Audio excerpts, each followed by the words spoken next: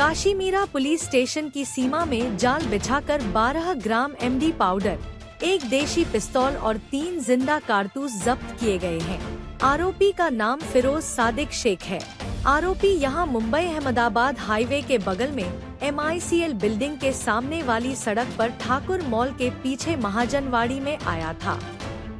इसके बाद उसे गिरफ्तार कर मामला दर्ज किया गया। उन्हें ठाणे कोर्ट में पेश किया गया, जहां उसे 4 दिन की पुलिस हिरासत में भेज दिया गया।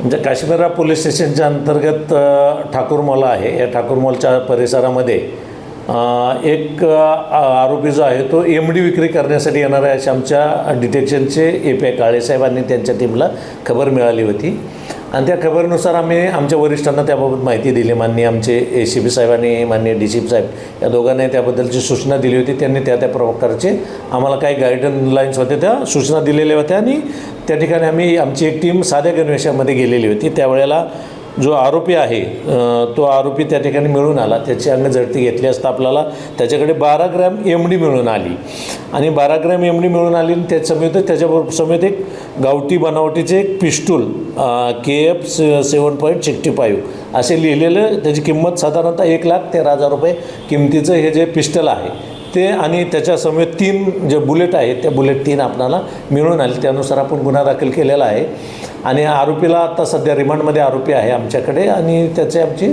जो गुन्ह्याचा तपास आहे तो चालू आहे। सर, तुमचं मला पोलीस स्टेशन मागणी भेटली होती की MD ड्रग घेऊन येत आहे, त्याच्यासोबत वेपन पण आहे आणि कुठं तो आरोपी इस्तेमाल करू शकतो त्यासाठी होती का तुम्हाला कल्पना?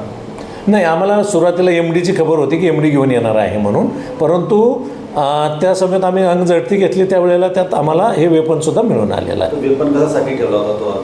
नाही, वेपन कशासाठी ठेवले त्याबद्दल आमचा अजून तपास चालू आहे की वेपन कशासाठी ठेवलं होतं, ते कुठून आणलेलं आहे याबद्दलचं तर पार्ट ऑफ इन्व्हेस्टिगेशन आहे, तो चालू आहे। सर, याच्यावर किती आरोपी आणि त्याच्यावर काय कोणी दाखल आहे का? तपास चालू आहे, त्याबद्दल अद्यापर्यंत गुन्हे दाखल आहे त्याची माहिती मिळालेली नाही, पण इन्व्हेस्टिगेशन आमचं चालू आहे।